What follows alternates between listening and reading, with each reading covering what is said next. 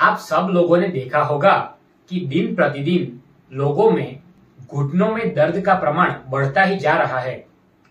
अभी वो दर्द क्यों बढ़ रहा है, यानी कि उसके कारण क्या है और उसे कैसे रोक सकते हैं, आज हम वो डिस्कस करते हैं। नमस्कार, मैं हूं डॉक्टर यश और आपका स्वागत है मेरे यूट्यूब चैनल पर। अगर आपने अभी तक मेरे चैनल को सब्सक्राइब नहीं किया है तो नीचे दिए गए सब्सक्राइब बटन पर क्लिक करें ताकि आपको आने वाले वीडियो की जानकारी मिल सके। अभी घुटनों में ही दर्द होगा तो वो होगा ऑस्टियोआर्थराइटिस की वजह से। अभी आपको नी पेन ऑस्टियोआर्थराइटिस की वजह से ही है या फिर नहीं, वो जानने के लिए आपको डॉक्टर का कंसल्ट करना चाहिए। ऑस्टियोआर्थराइटिस में ऑस्टियो मतलब बोन, आर्थर मतलब जॉइंट और आइटिस मतलब इन्फ्लामेशन। अभी सबसे पहले हम यह समझते हैं कि यह ऑस्टियोआर्थराइटिस क्या है। तो मानिए यह एक नी जॉइंट है और नी जॉइंट के यह दो बोन है। तो नी जॉइंट के यह दो बोन के एंड का जो पार्ट होता है उसको कार्टिलेज कहते हैं। यह कार्टिलेज एक कुशन की तरह काम करता है। यह कार्टिलेज एक फर्म स्लिपरी टिश्यू है। वो जॉइंट में बोन की मूवमेंट यानी कि मोशन फ्रिक्शनलेस कराता है, यानी कि कुछ इस तरीके से और इस तरीके से। अभी जब यह कार्टिलेज घिस जाता है उम्र के साथ साथ, तब यह जो दो बोन होते हैं वो एक दूसरे के ऊपर घिसते हैं, जो ऑस्टियोआर्थराइटिस होने का एक कारण बन सकता है।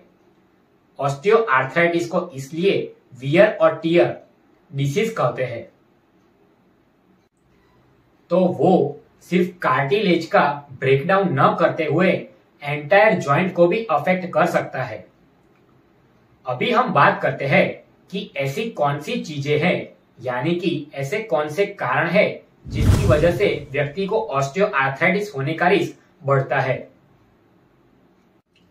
तो ऑस्टियोआर्थराइटिस नंबर 1, जैसे जैसे उम्र बढ़ती है वैसे वैसे ऑस्टियोआर्थराइटिस होने का रिस्क बढ़ता है। नंबर 2, ओबेसिटी यानी कि मोटापा। ऐसा देखा गया है कि जितना ज्यादा व्यक्ति का वेट होता है ऑस्टियोआर्थराइटिस होने का रिस्क उतना ही ज्यादा होता है। उसके बाद है नंबर 3, उसमें अगर आपको किसी एक्सीडेंट के दौरान या फिर किसी स्पोर्ट्स खेलते समय उस जॉइंट के भाग पर इंजरी हुई होती है तो फिर वो भी ऑस्टियोआर्थराइटिस होने का रिस्क बढ़ाते हैं। यहां तक देखा गया है कि वो इंजरी रिकवर होने के बाद भी कितने ही सालों बाद वो ऑस्टियोआर्थराइटिस कर सकती है। नंबर 4 है, अगर आप ऐसा कोई स्पोर्ट्स खेलते हो या फिर ऐसी कोई जॉब करते हो जिसकी वजह से किसी भी प्रकार के जॉइंट के ऊपर रिपीटेडली स्ट्रेस क्रिएट होता है, वो भी लंबे समय के लिए, तो वो भी ऑस्टियोआर्थराइटिस होने का रिस्क बढ़ाता है। नंबर 5 है, ऐसे कई लोग होते हैं जो जेनेटिकली ही ऑस्टियोआर्थराइटिस के रिस्क के बढ़ने के साथ ही पैदा होते हैं। नंबर 6 है, ऐसी बोन डिफॉर्मिटीज तथा कार्टिलेज की डिफॉर्मिटीज होती है जिसको लेकर ही कुछ लोग पैदा होते हैं, वो भी ऑस्टियोआर्थराइटिस होने का रिस्क बढ़ाता है। और नंबर 7 है, कुछ लोग जिनको डायबिटीज होता है और कुछ लोग जिनकी बॉडी में आयरन ज्यादा प्रमाण में होता है, यानी कि जिनको हीमोक्रोमेटोसिस होता है, वो भी ऑस्टियोआर्थराइटिस होने का रिस्क बढ़ाता है।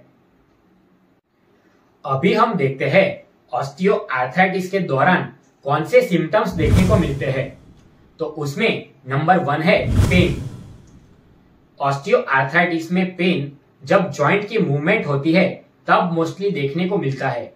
यह पेन शार्प या फिर बर्निंग हो सकता है। नंबर 2 है स्टिफनेस।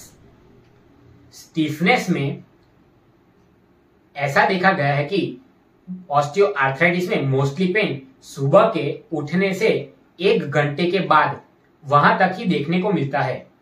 1 घंटे के बाद वो पेन चला जाता है और वो पेन बाद में शाम को फिर से वापस आ जाता है।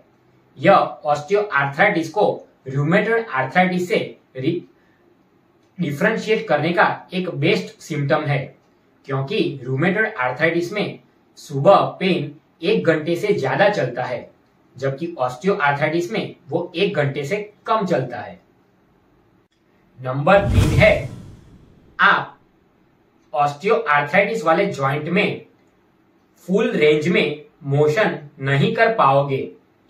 नंबर 4 है, ऑस्टियोआर्थराइटिस वाले नीक या फिर और किसी भी प्रकार के जॉइंट का आप जब इस्तेमाल करोगे तो आपको उसमें से क्रैकलिंग या फिर पॉपलिंग साउंड सुनने को मिलेगा। और नंबर 5 है, ऑस्टियोआर्थराइटिस वाले जॉइंट के आसपास जो सॉफ्ट टिश्यू होती है, अगर उसका इन्फ्लामेशन हुआ हो तो आपको उस स्थान पर स्वेलिंग भी देखने को मिल सकता है। अभी ट्रीटमेंट की बात करें तो उसमें सबसे पहले बात करते हैं नॉन फार्मेकोलॉजिकल ट्रीटमेंट की। तो नॉन फार्मेकोलॉजिकल ट्रीटमेंट में आते हैं वेट लॉस करना, एक्सरसाइज करना तथा फिजियोथेरेपी की मदद लेना। यह सब जो वेट बियरिंग जॉइंट होते हैं, या जैसे कि हिप जॉइंट, नी जॉइंट, उसमें यह बहुत ही हेल्पफुल है। अभी फार्मेकोलॉजिकल ट्रीटमेंट की बात करें तो जिन लोगों में पेन तथा इन्फ्लामेशन बहुत ही ज्यादा प्रमाण में होता हो, उनको फार्मेकोलॉजिकल ड्रग्स जैसे कि पेन रिलीवर्स तथा एंटी इन्फ्लामेटरी ड्रग्स वो लेना चाहिए। अगर उन दोनों का इस्तेमाल करने पर भी आपको आराम न मिले तो फिर आपको जॉइंट में हाइल्यूरोनिक एसिड का इंजेक्शन लेना चाहिए। अगर उससे भी आराम ना मिले तो फिर अंत में आपको जॉइंट रिप्लेसमेंट सर्जरी करवानी चाहिए।